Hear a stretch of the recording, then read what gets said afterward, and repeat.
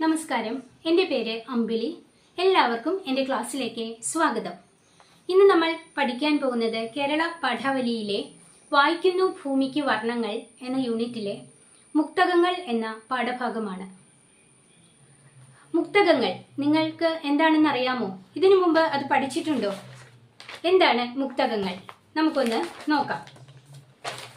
അതായത് ഒരു ശ്ലോകത്തിൽ തന്നെ ഒരാശയത്തെ പൂർണ്ണമായി ആവിഷ്കരിക്കാൻ കഴിയുന്നതും ചമൽക്കാര ഭംഗിയും അർത്ഥഭാവങ്ങളുമുള്ള ശ്ലോകങ്ങളെയാണ് മുക്തകങ്ങൾ എന്ന് പറയുന്നത്. ഇവിടെ നമുക്ക് രണ്ട് മുക്തകങ്ങളാണ് പഠിക്കാനായിട്ട് നൽകിയിട്ടുള്ളത്.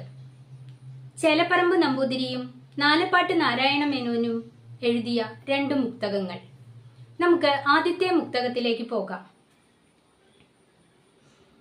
പാടത്തിൻകര നീല നീല നിറമായി വേലിക്കൊരാഘോഷമായി ആടിത്തൂങ്ങി അലഞ്ഞുലഞ്ഞു സുഹൃതം കൈക്കൊണ്ടു നിൽക്കും വിധൗ വാടാതെ വരികെന്റെ കയ്യിലധുനാ പീയൂഷഡംബത്തെയും ഭേദിച്ചൻപൊടു കൈപ്പവല്ലി തരസാ പെറ്റുള്ള പൈതങ്ങളെ. കവി ഇവിടെ കൈപ്പവല്ലരിയെയാണ് പ്രകീർത്തിക്കുന്നത്. കൈപ്പവല്ലരി, അതിൽ നിന്നും നമുക്ക് നല്ല സ്വാദുള്ള പാവയ്ക്ക ലഭിക്കുന്നു. പാവയ്ക്ക ഒരു ഭക്ഷ്യവസ്തുവാണല്ലോ. നിങ്ങൾക്ക് ഇഷ്ടമാണോ പാവയ്ക്ക? അതിൻ്റെ സ്വാദ്? പാവയ്ക്കയുടെ സ്വാദ് എല്ലാവർക്കും ഇഷ്ടമല്ല, പക്ഷേ അത് ഇഷ്ടമുള്ളവർക്ക് അതീവ ഇഷ്ടമാണ് താനും. ഇവിടെ ഒരുപക്ഷെ കവിക്ക് ഈ പാവയ്ക്കകൾ അതിൻ്റെ സ്വാദ് വലിയ ഇഷ്ടമായിരുന്നിരിക്കണം. അതായിരിക്കണം അദ്ദേഹം പാവയ്ക്കകളെ കുറിച്ച് ഇങ്ങനെയൊരു മുക്തകം എഴുതാൻ ഇടയായത്. ഒരു ദിവസം അദ്ദേഹം പാടത്തിന്റെ കരയിലൂടെ സഞ്ചരിക്കുകയായിരുന്നു. അദ്ദേഹത്തിന്റെ കണ്ണുകൾ ഒരു വേലിയുടെ പടർപ്പിലേക്ക് ചെല്ലുന്നു. അവിടെ ആ വേലിയിൽ നല്ല നീളത്തിൽ ഒരു കയ്പവല്ലരി അങ്ങനെ പടർന്ന് കിടക്കുകയാണ്. അതിനിടയിലൂടെ നല്ല ഭംഗിയുള്ള പാവയ്ക്കകളും അങ്ങനെ കിടക്കുന്നുണ്ട്. ആ മനോഹരമായ കാഴ്ച അദ്ദേഹത്തിന് വളരെയധികം ഇഷ്ടപ്പെട്ടിരിക്കണം. അങ്ങനെ അദ്ദേഹം എഴുതുകയാണ്: പാടത്തിൻകര നീല നീല നിറമായി വേലിക്കൊരാഘോഷമായി. പാടത്തിന്റെ കരയിൽ നെടുനീളത്തിൽ നീല നിറത്തിൽ ഒരു വേലിക്ക് ആഘോഷമായിട്ട് എന്താണ് കിടക്കുന്നത്? ആടിത്തൂങ്ങി അലഞ്ഞുലഞ്ഞ്, ആ വേലിയിൽ ഇങ്ങനെ പടർന്ന് തൂങ്ങി അലഞ്ഞുലഞ്ഞ് സുഹൃതം, പ്രകൃതിയുടെ ഒരു സുഹൃതമായിട്ട്, ഒരു പുണ്യമായിട്ട് അങ്ങനെ കൈക്കൊണ്ടു നിൽക്കും വിധൗ, അങ്ങനെ ആ രൂപത്തില് നിൽക്കുകയാണ്. ആര്? കയ്പവല്ലരി. അങ്ങനെ നിൽക്കുന്ന ആ കയ്പവല്ലരിയോട് പറയുന്നു: വാടാതെ വരികെന്റെ കയ്യിലധുന. അധികം വൈകാതെ തന്നെ, ഇപ്പോൾ തന്നെ വാടാതെ ആ പുതുമയോടുകൂടി എൻ്റെ കയ്യിലേക്ക് വരിക, എൻ്റെ അരികിലേക്ക് വരിക എന്ന്. എന്നിട്ട് പറയുന്നു: പീയൂഷഡംബത്തെയും ഭേദിച്ചൻപൊട്. പീയൂഷം അമൃത്. എന്താണ് അമൃത്? അമൃത് പാലാഴി കടഞ്ഞപ്പോൾ ഉയർന്നു വന്നതെന്നാണ് പുരാണത്തിൽ പറയുന്നത്. അതീവ ഔഷധ ഗുണമുള്ള ഒന്നാണത്രേ അമൃത്. അമൃത് കഴിച്ചാൽ ജരാനരകൾ വരികയില്ല, മാത്രവുമല്ല അമരത്വം കൈവരികയും ചെയ്യും. അതായത് വാർദ്ധക്യവും മരണവും വരികയില്ല എന്നർത്ഥം. അത്രമാത്രം അപൂർവ ഔഷധ ഗുണമുള്ള ഈ അമൃതിന് ആ കാരണം കൊണ്ട് തന്നെ കുറച്ച് അഹങ്കാരമുണ്ട്. താൻ വലുതാണ്, വലിയവനാണ്, വലിയ ഔഷധ ഗുണങ്ങൾ ഉള്ളവനാണ് എന്നൊക്കെയുള്ള ഒരു അഹങ്കാരം അമൃതിനുണ്ട്. അങ്ങനെയുള്ള അമൃതിന്റെ ആ ഡംഭിനെ, അഹങ്കാരത്തിനെ ഭേദിച്ചിട്ട് ഇല്ലാതാക്കുന്നതിനായിട്ട് കയ്പവല്ലി തരസാ പെറ്റുള്ള പൈതങ്ങളെ. കയ്പവല്ലരി തരസാ പെറ്റുള്ള പൈതങ്ങളെ. അങ്ങനെയുള്ള ആ അമൃതിന്റെ അഹങ്കാരത്തെ ഇല്ലാതാക്കാൻ വേണ്ടി ജനിച്ചിട്ടുള്ള പാവയ്ക്കകളെ കയ്പവല്ലരിയാണ് പെറ്റത് എന്ന് കവി പറയുന്നു. കയ്പവല്ലരി, പാവയ്ക്കയ്ക്ക് ഒരുപാട് ഔഷധ ഗുണങ്ങളുണ്ടല്ലോ. അത് കഴിച്ചാൽ പല രോഗങ്ങൾക്കും മാറാൻ വളരെ നല്ലതെന്നാണ് പറയപ്പെടുന്നത്. അതിൽ ധാരാളം ധാതു പദാർത്ഥങ്ങളൊക്കെ, വിറ്റാമിനുകളൊക്കെ, അയൺ തുടങ്ങിയവയൊക്കെ അടങ്ങിയിട്ടുണ്ടെന്നാണ് പറയുന്നത്. ഇവിടെ കവി ആ കയ്പവല്ലരിയെ പ്രകീർത്തിക്കുകയാണ്. അതിൻ്റെ ഗുണങ്ങളെ നമ്മുടെ മുമ്പിൽ അവതരിപ്പിക്കുകയാണ് ചെയ്യുന്നത്. ഇനി നമുക്ക് രണ്ടാമത്തെ മുക്തകത്തിലേക്ക് കടക്കാം. നാലപ്പാട്ട് നാരായണമേനോൻ എഴുതിയത്. ആരാമത്തിൽ കുളിർ കൽത്തറയിലരചർ വന്നാചരിക്കുന്ന ലീലോദാര അനർഘോപചാരാൽ വളരുമൊരഴകേറുന്ന പൂവല്ലിതാനും ആരാരും നോക്കിടാതെ മതിൽ വിടവിൽ മുളച്ചുന്തിയെത്തിച്ചു നോക്കാൻ പോരാ പാഴ്വള്ളി നീയും പുണരുമിനകരങ്ങൾക്ക് തുല്യോത്സവങ്ങൾ. ഇവിടെ കവി പറയുന്നത് ആരാമത്തിൽ, പൂന്തോട്ടത്തിൽ, അതിലെ കൽത്തറയിൽ രാജാക്കന്മാർ എല്ലാവിധ കാര്യങ്ങളും വളരെ നല്ല രീതിയിൽ ചെയ്തു കൊടുത്ത് വളർത്തിക്കൊണ്ടുവരുന്ന അഴകേറുന്ന ആ പൂവല്ലിയും. ഇവിടെ രാജാക്കന്മാർ അവരുടെ പൂന്തോട്ടത്തിൽ ഒരു നല്ല ഭംഗിയുള്ള പൂച്ചെടി വളർത്തുന്നുണ്ട്. അതിനു വേണ്ട എല്ലാം വളവും വെള്ളവും എല്ലാം കൊടുത്ത് അതിനെ നല്ല വിധത്തിൽ പരിചരിച്ച് വളർത്തുകയാണ്. അങ്ങനെയുള്ള ആ പൂവല്ലിയും ആരാരും നോക്കിടാതെ മതിൽ വിടവിൽ മുളച്ച് ഉന്തി എത്തിച്ചു നോക്കാൻ പോരാ പാഴ്വള്ളിയും.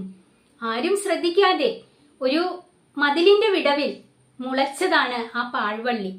അതിനാരും വളം ചെയ്യുന്നില്ല, വെള്ളമൊഴിക്കുന്നില്ല, പരിചരിക്കുന്നില്ല. അത് തനിയെ മുളച്ചു ആ മതിലിന്റെ വിടവിലൂടെ അങ്ങനെ പുറത്തേക്ക് വളർന്നു വരികയാണ്.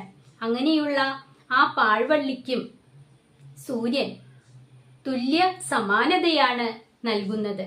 രാജാക്കന്മാർ വളർത്തുന്ന പൂച്ചെടിക്കും മതിലിന്റെ വിടവിൽ ആരും വളർത്താതെ തനിയെ മുളച്ച് വളർന്നു വരുന്ന ആ പാഴ്വള്ളിക്കും സൂര്യകിരണങ്ങൾ ഒരുപോലെയാണ് ലഭ്യമാകുന്നത്. ഇവിടെ സൂര്യന് ഇവ രണ്ടും തമ്മിൽ ഭേദമില്ല, തുല്യതയാണ് ഉള്ളത് എന്ന് കവി പറയുന്നു. ഇങ്ങനെ രണ്ട് മുക്തകങ്ങൾ. എളുപ്പമല്ലേ? നമുക്ക് ഇനി ഇതിന്റെ ചോദ്യ ഉത്തരങ്ങളിലേക്കൊന്ന് പോകാം. ഒന്നാമത്തെ ചോദ്യം, കയ്പവല്ലരി പ്രകൃതിക്ക് അലങ്കാരമായി തീരുന്നത് എങ്ങനെ? കയ്പവല്ലരി നോക്കാം നമുക്ക്, പ്രകൃതിക്ക് എങ്ങനെ അലങ്കാരമായി തീരുന്നു എന്ന്. പാടത്തിന്റെ കരയില് നെടുനീളെ നീല നിറത്തില് വേലിക്ക് ഒരാഘോഷമായി കയ്പവല്ലരി അങ്ങനെ നിൽക്കുന്നു. ഇത് പ്രകൃതിക്ക് ഒരു അലങ്കാരം തന്നെയാണ്. നിരനിരയായി നിൽക്കുന്ന ഇവ പ്രകൃതിയാകുന്ന അമ്മയുടെ പുണ്യം തന്നെയാണ്. ഇലകളും വള്ളികളും അതുപോലെ അവയുടെ ഇടയിൽ തൂങ്ങിക്കിടക്കുന്ന ആ ഭംഗിയുള്ള പാവയ്ക്കകളും ഒരു അലങ്കാരം തന്നെയാണ്. ശരിയല്ലേ? ഇത്രയുമാണ് ഇതിന്റെ ഉത്തരം. ഇതൊന്ന് നിങ്ങൾ ഭാവനയിൽ കണ്ടു നോക്കൂ. ആ വേലിയിൽ ഇങ്ങനെ പടർന്നു കിടക്കുന്ന കയ്പവല്ലരി, അതിന്റെ ഇടയില് ഇങ്ങനെ തൂങ്ങി കിടക്കുന്ന ഭംഗിയുള്ള പാവയ്ക്കകൾ, നല്ല ഭംഗിയുള്ള ഒരു കാഴ്ച തന്നെയാണ് അല്ലേ? രണ്ടാമത്തെ ചോദ്യം, അമൃതിന്റെ അഹങ്കാരത്തെ ഭേദിക്കുന്നതാണ് കയ്പയ്ക്ക എന്ന് പറയുന്നത് എന്തുകൊണ്ടാവാം? ഉത്തരം, അമൃത് ദിവ്യമായ ഒരു ഔഷധമാണ്. അമൃത് കുടിച്ചാൽ ജരാനരകൾ വരില്ലെന്നും മരണത്തെ പോലും ജയിക്കാൻ ആകുമെന്നുമാണ് വിശ്വാസം. ദേവാസുരന്മാർ പാലാഴി കടഞ്ഞപ്പോൾ ഉയർന്നു വന്ന അമൃതിന് തന്റെ ഔഷധ ഗുണത്തിൽ അഹങ്കാരമുണ്ട്. അമൃതിന്റെ ഈ അഹങ്കാരത്തെ ഇല്ലാതാക്കുന്നതിനുള്ള ഒരു എതിരാളിയാണ് പാവയ്ക്ക എന്ന് കവി പറയുന്നു. മാധുര്യമേറിയ അമൃതിനേക്കാൾ വിശിഷ്ടമായതാണ് പ്രകൃതിയാകുന്ന അമ്മ നൽകിയ കൈപ്പാർന്ന പാവയ്ക്ക എന്ന് കവി പറയുന്നു.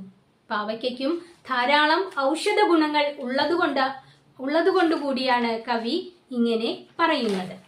അടുത്ത ചോദ്യത്തിലേക്ക് പോകാം.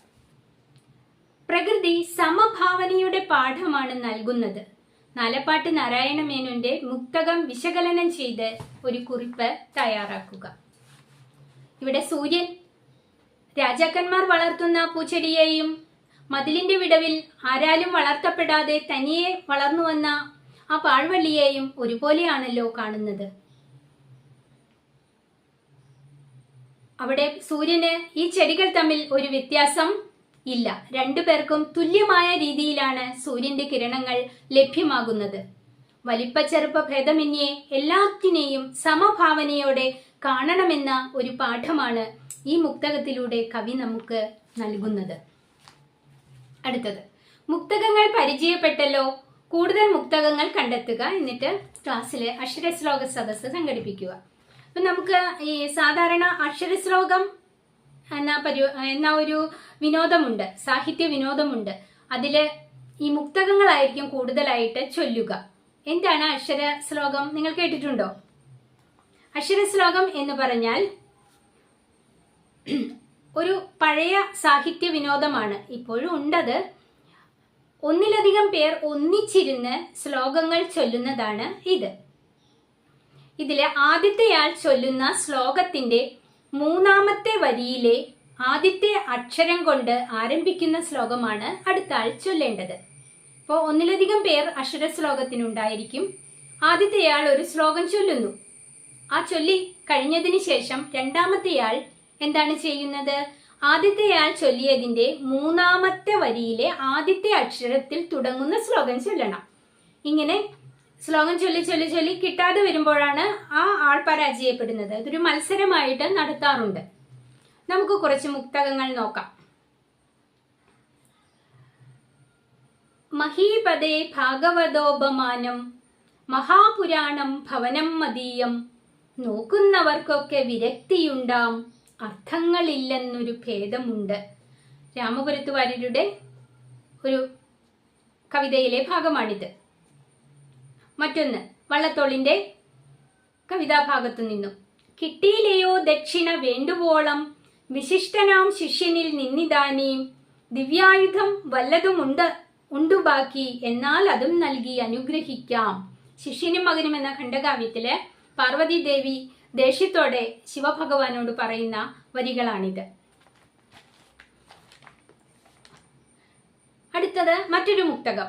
തന്നതില്ല പരനുള്ളു കാട്ടുവാൻ ഒന്നുമേ നരനും പായമീശ്വരൻ ഇന്നു ഭാഷയ അത പൂർണ്ണമിങ്ങഹോ വന്നുപോം പിഴയും അർത്ഥശങ്കയാൽ. കുമാരനാശാന്റെ കവിതയിൽ നിന്നും എടുത്തിട്ടുള്ളതാണ്. കെ.സി. കേശവപിള്ള എഴുതിയ ഒരു മുക്തകം. സുഖത്തിലുണ്ടാം സഖിമാരനേകം ദുഃഖം വരുമ്പോൾ പുനരാരുമില്ല ഖഗങ്ങൾ മാവിൽ പെരുകും വസന്തേ വരാശരത്തിങ്കൽ അതൊന്നുപോലും. ഇങ്ങനെ ഇഷ്ടംപോലെ മുക്തകങ്ങൾ നമുക്ക് കവിതകളിൽ നിന്നും കണ്ടെടുക്കാവുന്നതാണ്. ഇത്രയുമാണ് ഈ പാഠവുമായി ബന്ധപ്പെട്ട കാര്യങ്ങൾ. വളരെ ചെറിയൊരു പാഠമാണ്. വളരെ കുറച്ച് കാര്യങ്ങൾ മാത്രമേ നമുക്ക് ഇതിൽ നിന്നും മനസ്സിലാക്കേണ്ടതായിട്ടും ഉള്ളൂ. ഈ പാഠത്തോടെ നമ്മുടെ ഈ യൂണിറ്റും അവസാനിക്കുകയാണ്. തീർച്ചയായിട്ടും നമുക്ക് അടുത്ത ക്ലാസ്സിൽ കണ്ടുമുട്ടാം. അതുവരെ